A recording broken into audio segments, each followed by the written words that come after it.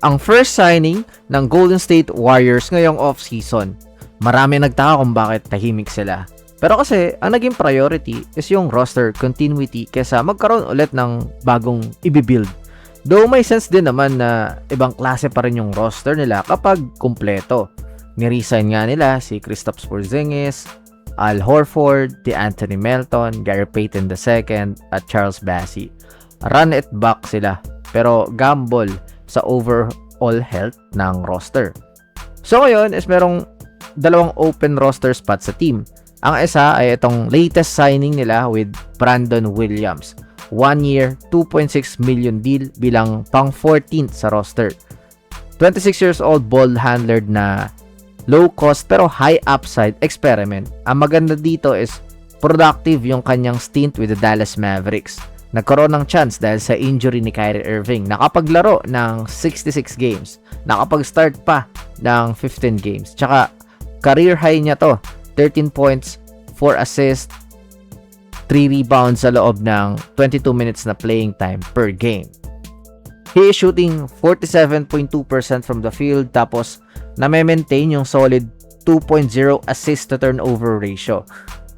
Proving na he is a functional NBA scoring punch na merong point guard instincts. Kaso ang problema niya with the Warriors is yung kanyang lack of perimeter consistency.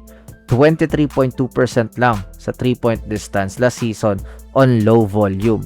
Sa system ng Warriors na more on motion heavy offense that demands floor spacing and rapid perimeter decision making. As usual para sa Golden State, palaging crowded yung guard rotation nila. Magi-slide siya behind kay Steph Curry, Brandon Podziemski, DeAndre Melton, and Gary Payton. Naging reason din pala ng signing na to is yung decision ni na Klay Thompson at DeMar DeRozan to go somewhere else. Ibig sabihin, binalak din pala ng Warriors na kunin yung dalawa no? So ngayon, isa na lang yung available sa kanilang roster and for sure, big man yung kukunin nila sa free agency. Ang mga names na posible nilang kunin ay si Dalen Terry, Kelly Olynyk at George Niang na mga proven floor spacing options. Magiging matindi yung kanilang training camp kung sino yung mag-fill ng remaining slot sa roster. And going back to Williams, merong underrated aspect yung meron siya. Yung kanyang efficiency attacking the paint. Mataas yung percentage niya sa kanyang mga 2-point attempts. Meron siyang ability to finish in traffic. Another option sa Warriors kapag hindi gumagana yung kanilang outside. Again, low risk lang naman to kasi 2.6 million.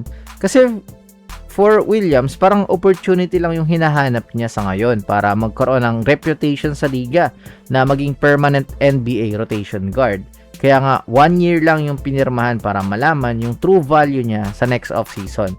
For sure, may chance talaga kasi sa injuries ng team, hindi naman maglalaro si Curry ng 82 games. Meron silang roster insurance kung sakali. So ngayon, nagkaroon ng downhill scoring juice ang Warriors na question ang outside shooting pero proven na nakakapag-generate ng points off the bench. Sa mga fans ng Warriors dito, good signing ba to for them? And sino yung player na gusto nyong makuha ng team para sa final slot ng roster? Let me know all your thoughts in the comment section below. I will now step back. Bye-bye!